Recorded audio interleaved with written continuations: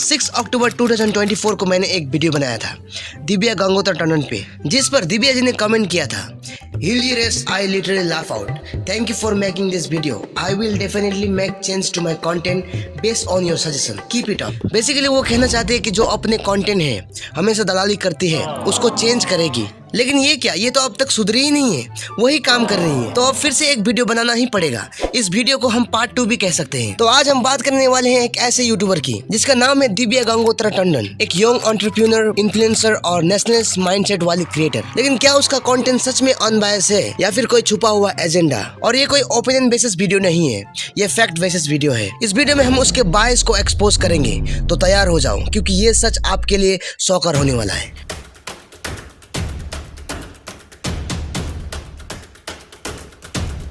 बहुत बड़ी बात पता चली कि यहाँ पर 3 महीने पहले आम आदमी पार्टी के लोगों ने आकर यहाँ पर तोड़फोड़ करी है, मंदिरों को तोड़ा है और यहाँ के लोगों को परेशान किया है। अब देखो, इन्फ्लुएंसर बनना कोई छोटी बात नहीं है। मेहनत लगता है, डेडिकेशन लगता है और सबसे इम्पोर्टेंट सच बोलने की हिम्मत लगती है। लेकिन यहाँ तो सीन कुछ अलग ही चल रहा है। यहाँ सच का मास्क पहनकर मिस इन्फॉर्मेशन फैलाया जा रहा है और सबसे बड़ी दिक्कत ये है कि लोग बिना सोचे समझे ही मान लेते हैं। बात यहाँ सिर्फ एक क्रिएटर की नहीं है, बात एक ट्रेंड की है। क्योंकि आजकल जो भी सोशल मीडिया पर अच्छे दिखने लगते हैं, थोड़ा प्रो जैसे दिखता है ना, उसको ही गुरु मान जाते हैं। लेकिन दिव्या जी सच में क्यूट है, दिल से कह रहा हूँ। हाय उसकी आंखें, इतनी शिद्दत से मैंने तुम्हें पाने की कोशिश की है। अबे प्रेम एक्सपोज चल रहा है। ओ सॉरी मैं बहक गया था ना, तो मैं कहा था। हाँ, तो क्या सच में इनका कंटेंट वैल्यूएबल है या सिर्फ एक शब्दों का खेल है जो ना सिर्फ पब्लिक को कंफ्यूज करता है बल्कि ट्रूथ को भी डिस्टॉर्ट करता है? तो आइए देखते हैं दिव्या जी का काला सच। दिव्या अपने आप को एक एंटरप्रेन्योर और अनफिल्टर ओपिनियन देने वाले इन्फ्लुएंसर के रूप में प्रेजेंट करती है। एक आर्टिकल के मुताबिक उसने इंटरनेशनल वुमेन डेज पर अपने जर्नी को टेक्स्ट बुक टू टाइटन्स के रूप में दिखाया, जहां उसने कहा कि वो अपॉर्चुनिटीज क्रिएट करती है और फेलियर से सीखती है। लेकिन उसका कंटेंट तो अक्सर सेंसेशनलिज्म और क्लिकबेट पर बेस होता है, जैसे कि उसके ये वाला रिसेंट वीडियो जिसमें उसने आम आदमी पार्टी पर टेम्पल्स तोड़ने के इल्जाम लगाए। बहुत बड़ी बात पता चली कि यहाँ पर 3 महीने पहले आम आदमी पार्टी के लोगों ने आकर यहाँ पर तोड़फोड़ करी है, मंदिरों को तोड़ा है और यहाँ के लोगों को परेशान किया है। लेकिन कोई solid proof like news report, official statement या आई विटनेस अकाउंट नहीं दिया। ये उसके रिसर्च बेस और ट्रूथफुल इमेज को खिलाफ जाता है। क्योंकि अगर वो सच में फेलियर से सीखती है जैसे दिव्या ने कहा, तो उसको अपना क्लेम्स के लिए प्रूफ देना चाहिए था, ना कि एक वन साइड जाके दलाली करना था। अब क्या करे, पाव का सवाल है और पाव का परी भी तो है। एक तरफ वो अपने आप को सीरियस एंटरप्रेन्योर और ट्रूथ सीकर के रूप में दिखाती है, लेकिन दूसरी तरफ उसका कंटेंट ड्रामा और इमोशनल मैनिपुलेशन पर ज्यादा फोकस करती है, जो उसका क्लेम वैल्यूज से बिल्कुल भी मैच नहीं करता। एक ही चीज मैच करता है, उसकी आंखें। हाय हाय हाय, प्रेम भाई एक्सपोज। सॉरी। दिव्या टंडन जो अपने YouTube चैनल और स्कूप बीट्स के जरिए पॉलिटिकल, ट्रेंडिंग और सोशल इश्यूज पर बात करती है। वो अपने news portal the Scoop Beats को एक ट्रस्ट सोर्स के तौर पे प्रस्तुत करती है, लेकिन रियलिटी कुछ और कहती है। क्योंकि कई बार इनका प्लेटफॉर्म फेक न्यूज पब्लिश कर चुकी है, जिसे बाद में डिस्प्रूवन भी किया गया है। एग्जाम्पल 1, उन्होंने एक फेक पॉलिटिकल न्यूज पब्लिश की जो बाद में NIA ने डिस्प्रूव कर दी। एग्जाम्पल 2, द स्कूप बीट के आर्टिकल्स कई बार क्लिकबेट और मिसलीडिंग हेडलाइन के साथ आए हैं, जिसमें बिना किसी कॉन्क्रीट प्रूफ के एलिगेशन लगाए गए। केस 3, दिव्या स्पंदना की डेट हो गई।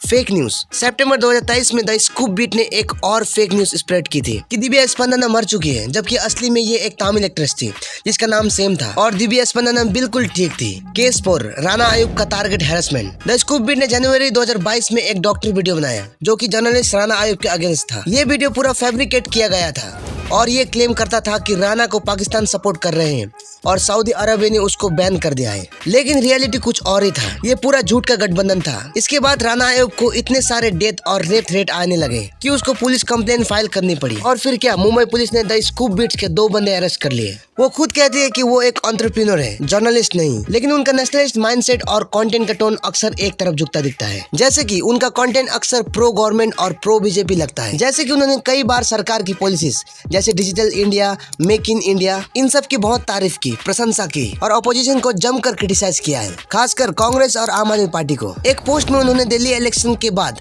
आम आदमी पार्टी की हार पर सार्कज्म दिखाया था, जो बीजेपी के नैरेटिव के साथ ठीक मैच करता है। लेकिन ये भी सच है कि उन्होंने कभी कभी रेयरली मोदी की भी आलोचना की। जैसे एक ट्वीट में उन्होंने कहा था, India is under dictatorship of Modi, जो ध्रुव राठी के साथ डिबेट के दौरान था। और ये सब दिव्या जी कभी कभी करती है ताकि लोगों को लगे कि वो न्यूट्रल है। लेकिन जो भी हो, दिव्या जी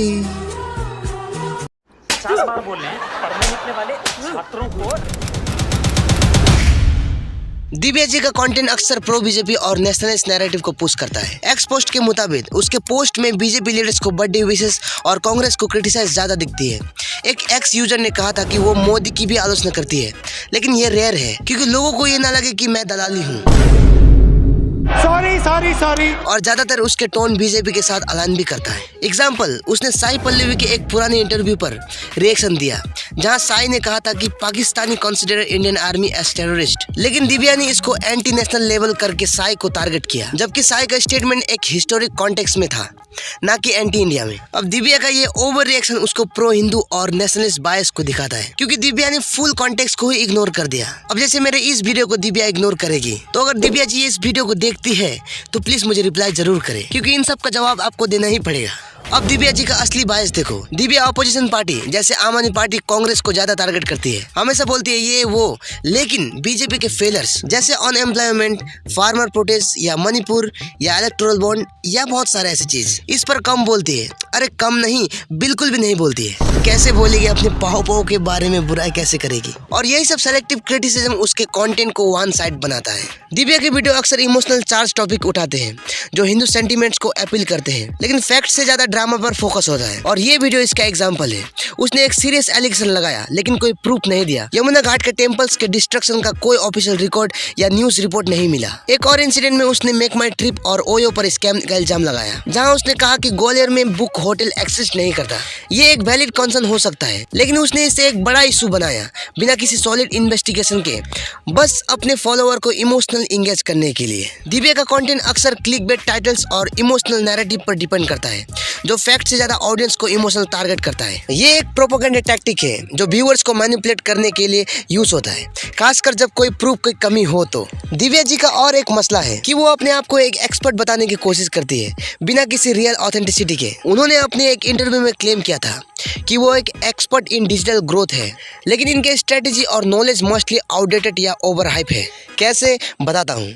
कई ब्रांड्स जिन्होंने इनके साथ काम किया है, उन्होंने लेटर ये रिवील किया था कि इनके मार्केटिंग मेथड मोस्टली जेनेरिक और नॉन इफेक्टिव थे। उनके फॉलोअर्स काफी हद तक बोट्स और फेक एंगेजमेंट का शिकार लगते हैं। दिव्या का कंटेंट शायद एक बड़े नैरेटिव का हिस्सा हो जो नेशनलिस्ट सेंटीमेंट को पुश करता है, जो बीजेपी के एजेंडा को ऐलान करता है। एक और मेजर प्रॉब्लम ये है कि उनका हिपोक्रेसी लेवल आसमान छूता है। एक तरफ वो मिस इन्फॉर्मेशन के खिलाफ होने का नाटक करती है, दूसरी तरफ फेक न्यूज पोर्टल्स को सपोर्ट करती है। एक तरफ वो फेमिनिज्म और वुमेन एम्पावरमेंट की बात करती है और दूसरी तरफ वो सेम क्लिकबेट और ऑब्जेक्टिफिकेशन वाले थंबनेल यूज करती है जो वुमेन को डिग्रेड करते हैं। एक तरफ वो एथिकल कंटेंट क्रिएशन का ज्ञान देती है और दूसरी तरफ स्पॉन्सरशिप के चक्कर में मिसलीडिंग मार्केटिंग करती है। और सबसे बड़ी प्रॉब्लम यही है कि सोशल मीडिया पर आज सच और दिखावा एक हो चुके हैं। दिव्या टंडन जैसे कंटेंट क्रिएटर सिर्फ अपने ब्रांडिंग के लिए ट्रूथ को ट्विस्ट करती है। ये एक नया ट्रेंड है जो आगे जाके और भी ज्यादा डिस्ट्रक्शन होगा। ऐसे इन्फ्लुएंसर जो सिर्फ प्रो दिखने के लिए मिस इन्फॉर्मेशन फैला रहे हैं, उनको अकाउंटेबिलिटी की जरूरत है। दिव्या की हिपोक्रेसी उसके क्लेम, ट्रूथ और अनफिल्टर इमेज और एक्चुअल कंटेंट के बीच में गैप दिखते हैं। उनके बायस प्रो बीजेपी और नेशनलिस्ट नैरेटिव की तरफ झुकता है, जो उनके सेलेक्टिव क्रिटिसिज्म आम आदमी पार्टी कांग्रेस पर ज्यादा और बीजेपी का कम, इससे क्लियर हो जाता है। अंत में प्यारी सी दिव्या जी के लिए एक शायरी हो जाए। फेक ज्ञान का खजाना मार्केटिंग का बाजार है, सच को इग्नोर करना ये तो दिव्या का हुनर है। सच और झूठ का फर्क जब खुद ही ना समझे तो ऐसे गुरु को फॉलो करना सिर्फ एक खतरा है। इस वीडियो को ज्यादा से ज्यादा शेयर करो ताकि इस सच्चाई को हर कोई जाने, एंड स्पेशली दिव्या जी उन तक इस वीडियो को पहुंचाओ। होप आपको ये वीडियो समझ में आया, तो वीडियो को लाइक एंड चैनल को सब्सक्राइब जरूर करें ताकि ऐसे एक्सपोज हम आगे कर सके। एंड कमेंट्स में अपना राय बताओ और ये भी बताओ कि आगे किस पे हम वीडियो बनाएं। मेरे इंस्टाग्राम और ट्विटर पे मुझे फॉलो कर सकते हो, लिंक इन द डिस्क्रिप्शन। और अगर वीडियो यहाँ तक देख लिया है तो इस वीडियो को भी देखो, इंटरेस्टिंग है। मिलते हैं किसी और टॉपिक पर, धन्यवाद। लेकिन हाँ यार, क्यूट तो है। चुप।